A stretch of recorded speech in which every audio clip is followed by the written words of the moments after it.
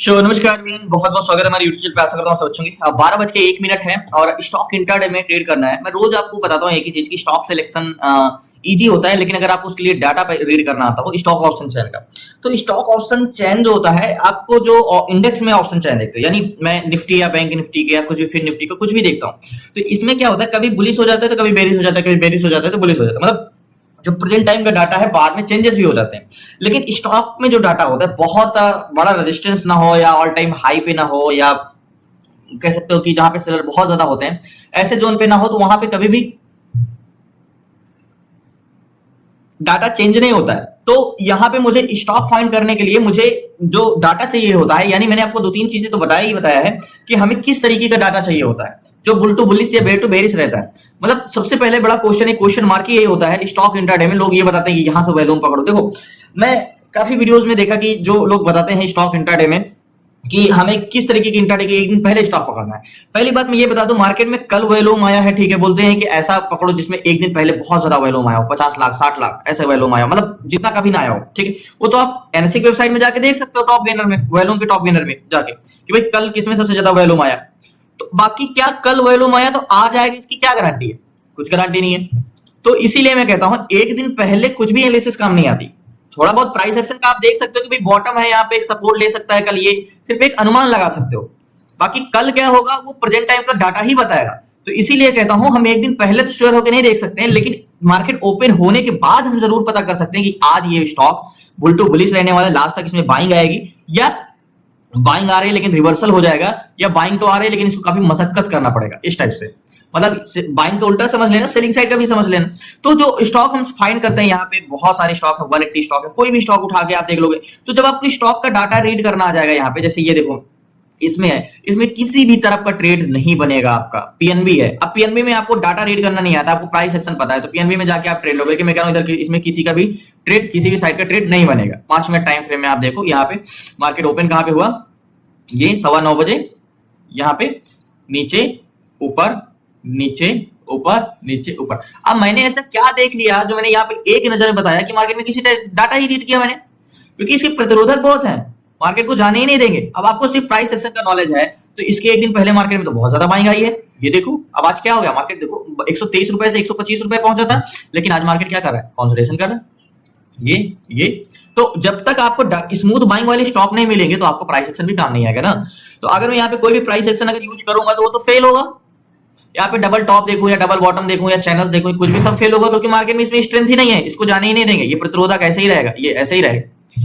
अगर मैं ऐसे स्टॉक, आप बोलते हो, बहुत से लोगों को आपने समझता होगा कि प्राइस एक्शन तो कभी बहुत अच्छा काम करता है और कभी प्राइस एक्शन फेल हो जाता है। तो मैं यही कहना चाहता हूं, जिस दिन आपका प्राइस एक्शन आपके डाटा के हिसाब से उसी डायरेक्शन में आप ट्रेड लेते हो, तो आपका डाटा प्राइस एक्शन बहुत अच्छा काम करता है। लेकिन आपका डायरेक्शन बुलिश और रेजिस्टेंस देख के बेरिश ट्रेड ले रहे हो, तो वो तो फेल होगा ही होगा। तो मेन प्राइस एक्शन नहीं है, मींस प्राइस एक्शन एक वे है कि हमें किधर चल रहा है और कैसे चल रहा है, सिर्फ एक वे है आपका बस कि आपको चलना कैसे है।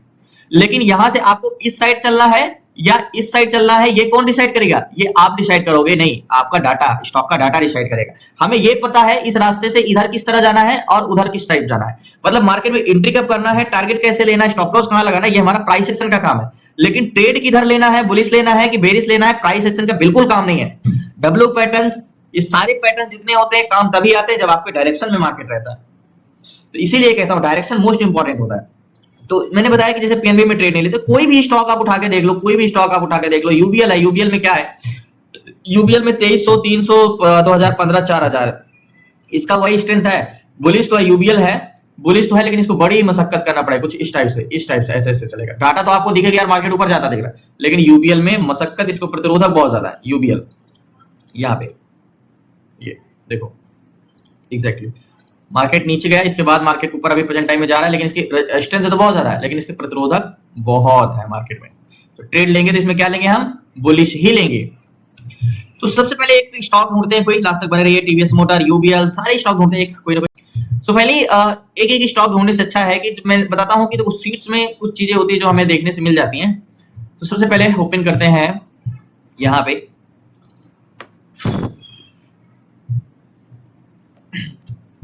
स्टॉक में मैं रोज ट्रेड करके इसलिए बता रहा हूं क्योंकि देखो मैं ये चीज कहना चाहता हूं कि स्टॉक में ट्रेड करना इजी होता है और आप 10 में से 9 बार 8 बार तो आप ट्रेड आपका सही जाएगा ही जाएगा। जैसे आईओसी है बाइंग के लिए, यस है, डेप्थ जीरो है, बट इसमें डेप्थ जीरो नहीं है, एंड डेप्थ जीरो वाले ज्यादा बेटर होते हैं।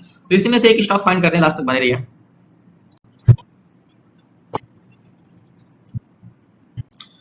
सो फाइनली एक स्टॉक मिला है हमें, टीवीएस मोटर। यहाँ पे आपको दिख रहा होगा 41वें नंबर पे बाइंग के लिए यस है और गैन भी है, और इसका डेप्थ जीरो है, कोई भी अंतर यानी नहीं है। अब इसका ऑप्शन चेन देखते हैं, तो इसमें ही पता चलेगा कि इसमें हमें ट्रेड करना है कि नहीं। टीवीएस मोटर, एक मिनट, एग्जैक्टली ये टीवीएस मोटर हो गया। तो बाइंग के लिए 21, 5, 6, 9, ओके, एक बार कैलकुलेटर ओपन करना पड़ेगा, लेकिन उसके लिए हमें दो चीजें देखनी पड़ेगी। सबसे पहले कैलकुलेटर मैंने आपको देखो एक चीज मैं ये बता दूं, जैसे आप बैंक निफ्टी या इंडेक्स का पीसीआर देखते हो, इसमें पीसीआर में वो रूल्स नहीं रहते हैं। इसमें आपको पॉजिटिव ट्रेड में पॉजिटिव पीसीआर जल्दी मिलता नहीं।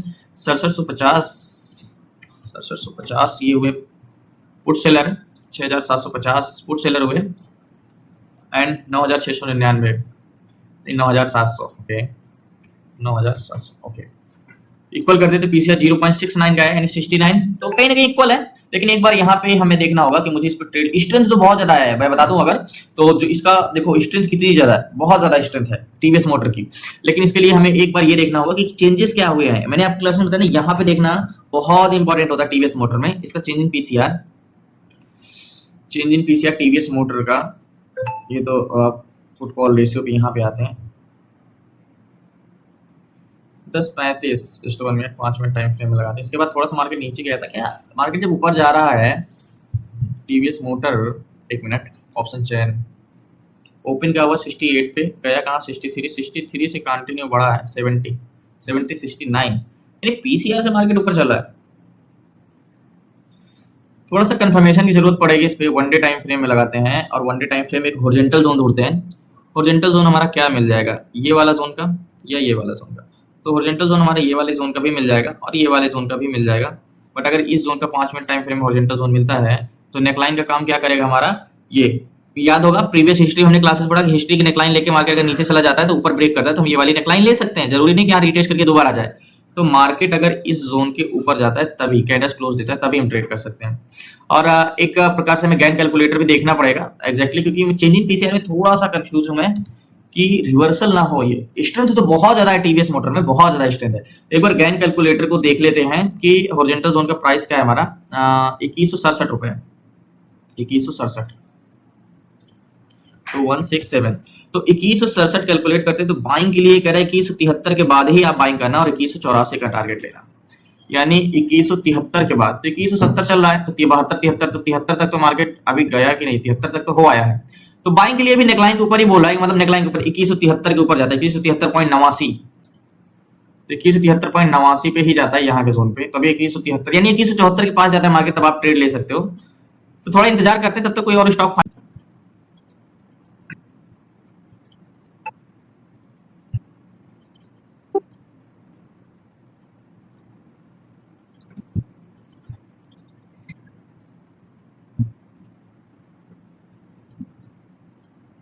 सो फाइनली एक स्टॉक मुझे कोई खास मिल रहा है, टीवीएस मोटर मिला, याद होगा नेक लाइन के बाहर कैंडल्स क्लोज होने का वेट कर रहे हैं, लेकिन इसकी स्ट्रेंथ बहुत अच्छी है, मैंने आपको बताया है टीवीएस मोटर का। उसके बाद एम्फेसिस मिला है। इतना तो मैं अच्छा क्लियर का डाटा नहीं कह सकता हूं कि एम्फेसिस का, एक बार मैं यहाँ पे देख लेता हूँ।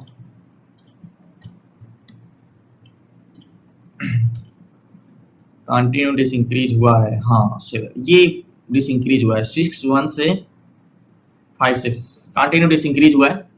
एंड एम्फेसिस में ट्रेड लेना है तो यहाँ पे वन डे टाइम फ्रेम का जो मैं जोन खींचा हूँ, ये वाला हॉरिजॉन्टल जोन खींचा हूँ यहाँ का। वन डे टाइम फ्रेम को मैंने बताया कैंडल्स का बॉडी लेना है आपको, तो ये वाले रेड कैंडल्स का बॉडी लिया है और ये भी रेड कैंडल्स का बॉडी है। बट मार्केट इसको ब्रेक करेगा तो कहाँ तक जा सकता है, कम से कम 2314 तक तो जा ही सकता है, ये वाला target one day time frame में टारगेट।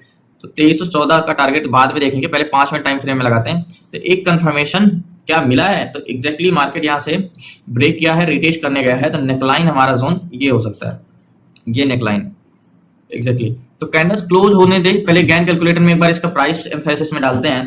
सेलिंग साइड व्यू बनाना है आपको, ऑप्शन चेन में देखा होगा ये सेलिंग साइड एम्फेसिस में। तो हॉरिजॉन्टल जोन प्राइस क्या है 2335 रुपए, तो आपको यहाँ पे एम्फेसिस सेलिंग के लिए यस है ना, ये वाला लॉस में है। और एम्फेसिस में कितना हॉरिजॉन्टल जोन का प्राइस है 2300, जस्ट 1 मिनट, 2335 रुपए के आसपास, 2335 रुपए 67 पैसे के आसपास, ओके। ₹2335.68 के आसपास का हॉरिजॉन्टल जोन का प्राइस इसका कैलकुलेट करेंगे तो सेल साइड कहाँ पे जा सकते हैं 2328, मतलब 2328 के नीचे आता है तो हम सेल साइड जा सकते हैं। तो 2330 तो चल ही रहा है, 2328 के नीचे आता है तो हम सेल साइड जा सकते हैं, यानी कैंडल्स क्लोज देते देते तो सेल साइड हम जा ही सकते हैं। बट टीवीएस मोटर में मिल जाए तो इसकी स्ट्रेंथ ज्यादा है, तो वेट करते दोनों में लास्ट तक बने रहिए। सो फाइनली एम्फेसिस में टीवीएस मोटर में तो स्ट्रेंथ ज्यादा है, बट इसमें तो भी कैंडल्स क्लोज दिया नहीं, बट एम्फेसिस में एक कैंडल्स क्लोज दिया है। तो गैन के हिसाब से तो हमारा 28 पे एंट्री होगी, गैन कैलकुलेटर कहने भी 28 पे आएगा, तब आप ट्रेड लेना 2328 का। अब 2317 का टारगेट ले सकते हो आप। तो हम यहाँ पे ट्रेड लेते हैं क्योंकि मार्केट नीचे आ ही जाएगा, तो ज्यादा क्वांटिटी नहीं, यहाँ पे मैं ट्रेड लेता हूँ 17 का टारगेट। सो फाइनली एम्फेसिस में 150 क्वांटिटी लिया है, 69,000 का फंड लगा है। अब बात करें कि गैन का टारगेट के हिसाब से क्या होगा। एम्फेसिस में मैंने ट्रेड ले लिया क्योंकि जल्दी मिल गया मुझे। टीवीएस मोटर में मन कर रहा था लेकिन इसकी स्ट्रेंथ बहुत अच्छी है और कैंडल्स क्लोज नहीं दे रहा है, तो एम्फेसिस में एक जोन के हिसाब से ट्रेड मिल चुका है तो मैंने ले लिया है, तो बहुत बड़ा टारगेट तो नहीं। गैन का कहना है कि 2317 का टारगेट आपका पहला होगा, बट एक बार वन डे टाइम फ्रेम में लगाएंगे तो प्राइस एक्शन के हिसाब से क्या टारगेट होगा। प्राइस एक्शन ब्रेक करेगा 2319 ये जोन का। 2330 अगर 11 पॉइंट मिलता है और 150 क्वांटिटी है तो ठीक है, 1400-1500 का आराम से मिल जाएगा। बट ये जोन का ये वाला टारगेट पॉइंट है हमारा, ये याद होगा, ये वाला कैंडल्स का शैडो लिया हूं टारगेट के लिए 5 मिनट में। अब 5 मिनट टाइम फ्रेम में लगाते हैं तो टारगेट पॉइंट मेरा नीचे का है ये वाला जोन पे, ये। तो वेट करते हैं, लास्ट तक बने रहिए।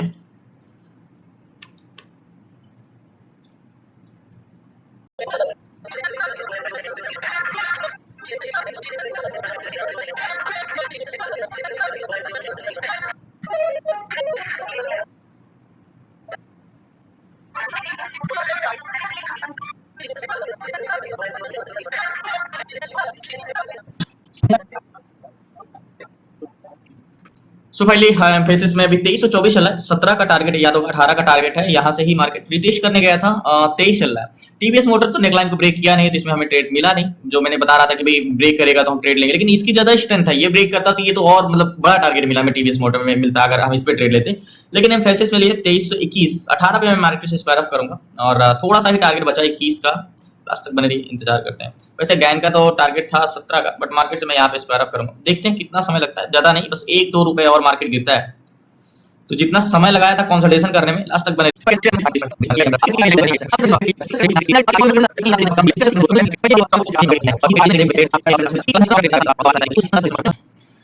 सो फाइनली अभी भी मार्केट में मैं स्क्वायर ऑफ नहीं किया पोजीशन, क्योंकि मार्केट में मैंने बोला था ना कि ये तुरंत ही ऊपर चला गया। 19.8 पे से मार्केट ऊपर चला गया, टारगेट मेरा 18.61 का था, यानी 40-50 पैसे से मार्केट ऊपर चला गया। बट अभी ये और गिरेगा और इंतजार करते हैं भी 2322 रुपए 60 पैसे और 2321 रुपए आसपास चल रहा है। तो मार्केट में वैसे जो जोन का था वो तो 17 का टारगेट था, लेकिन वैसे में 1 रुपए ऊपर लिए, इसीलिए मार्केट से मैंने नहीं लिया, क्योंकि मार्केट अभी स्टॉक की और गिरना चाहिए इसको। तो इस रीजन से एक बार फिर से हिट करता है तभी मार्केट से स्क्वायर ऑफ करें।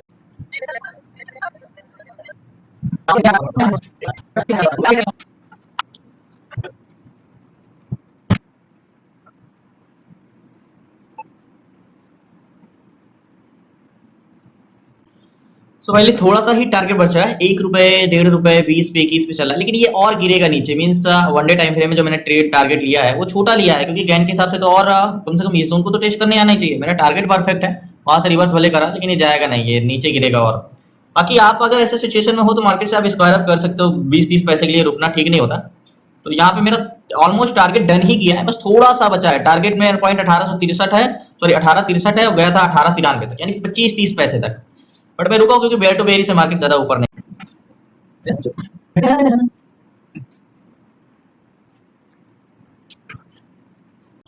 सो फाइनली अब जाके टारगेट डन किया, अब मार्केट नीचे आ गया। मैंने बोला ना इसकी स्ट्रेंथ ज्यादा है मार्केट से, अब मैं स्क्वायर। सो फाइनली मार्केट से मैंने स्क्वायर ऑफ कर दिया और यहाँ के आसपास 17.42, अभी उस समय निकल गया होता तो यहीं के आसपास निकल गया होता, इसीलिए मैंने बोला ना 17 तक मार्केट जाएगा।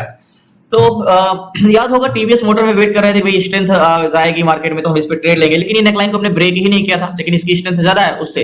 अगर इसके ऊपर कैंडल्स देता या गैन प्राइस में जाता तो हम ट्रेड करते, क्योंकि आज एक तरफा तो है नहीं रोज की तरह कि आज बिना देखे जाके ट्रेड ले लो, किसी भी जोन पे बाय कर लो। आज कंफर्मेशन की जरूरत है क्योंकि सेलर दबाव में है, कॉल सेलर। बाकी एम्फेसिस में तो मुझे कंफर्मेशन मिल गया था, याद होगा ये कैंडल्स क्लोज दिया था और यहीं पे जाकर मैंने ट्रेड लिया था, ये वाली कैंडल्स पे।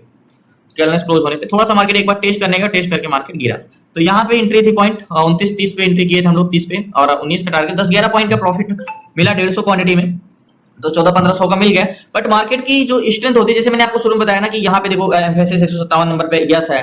फिर मैं इसमें श्योरिटी कब हुआ, जब याद होगा मैंने चेंज इन देखा कॉन्ट्रैक्ट, ये कि स्मूथ सेलिंग है, कंटिन्यू सेलिंग होती जा रही है, पीसीआर देखो इंक्रीज। लेकिन यहीं पे जब मैं टीवीएस मोटर का देखा था, टीवीएस मोटर का देखा था, तो मैंने बोला था ना कि नहीं, इस पे विदाउट कंफर्मेशन ट्रेड नहीं ले सकते, क्योंकि इसका जो रेशियो है वो सही नहीं चल रहा है, कहीं घट रहा है, बढ़ रहा है, घट रहा है, बढ़ रहा है। अभी तो ठीक है, बट उस समय काफी डिसइंक्रीज था। तो एम्फेसिस में मैंने ट्रेड लिया, इसीलिए मैं कहता हूं कि देखो स्टॉक में ट्रेड करके कंटिन्यू, इसलिए बता रहा हूं कि आप स्टॉक में ट्रेड करके 10 में से आपके 9 से 10 ट्रेड तो जाएंगे ही जाएंगे। ये चीजें आप सीख लेते हो तो एक बहुत ईजी, क्योंकि इसमें डाटा ट्रैप नहीं होता। देखो जो आप इंडेक्स का ऑप्शन चेन देखते हो यहाँ पे, इसमें क्या होता है, बहुत चेंजेस आते हैं तुरंत, 5 मिनट 10 मिनट में बहुत जल्दी जल्दी डाटा चेंजेस होते हैं, तो यहाँ पे हम चीजें नहीं पकड़ पाते हैं। लेकिन स्टॉक में आप जब डायरेक्शन देख लिया, मैंने क्या बोला, हमने रास्ता, ये क्या है, प्राइस एक्शन हमारा रास्ता है कि ब्रेकआउट हो गया, रिटेस्ट हो गया, यहाँ पे ट्रेड लेना है, ये वे है चलने का, प्राइस एक्शन। लेकिन हमें चलना किधर है, यहाँ पे ट्रेड बुलिश लेना है या बेरिश लेना है, वो कौन तय करेगा, वो तो ये डाटा तय करेगा ना। इसीलिए कहता हूँ कि डाटा रीड करना आना चाहिए आपको ट्रेड करने के लिए, डायरेक्शन डिफाइन करने के लिए। तो बहुत बहुत धन्यवाद, कल मिलते हैं न्यू ट्रेड न्यू के साथ। जय हिंद जय भारत। प्लीज आपसे रिक्वेस्ट है कि एक नए हैं जरूर प्लीज चैनल को सब्सक्राइब कर लीजिएगा, बाकी कल मिलते हैं। एंड क्लासेस जुड़ना है तो डिस्क्रिप्शन में नंबर है, आप उस पर व्हाट्सएप करके जुड़ सकते हैं। 6 मंथ की क्लासेस में स्टॉक इंट्राडे कैसे करना है, stock SIP, ETF swing trade and ETF SIP, option selling, option buying, A to Z सारी चीजें स्टॉक मार्केट से रिलेटेड 6 मंथ की क्लासेस में, तो जुड़ सकते हैं, डिस्क्रिप्शन नंबर। बाकी कल मिलते हैं, वैसे कल भी मार्केट ओपन है 2 घंटे की, बट मंडे को मिलेंगे, मंडे को मिलते हैं न्यू ट्रेड न्यू। जय भारत। प्लीज आपसे क्वेश्चन है जरूर सब्सक्राइब कर लीजिएगा। लास्ट तक बने रहने के लिए आपका धन्यवाद।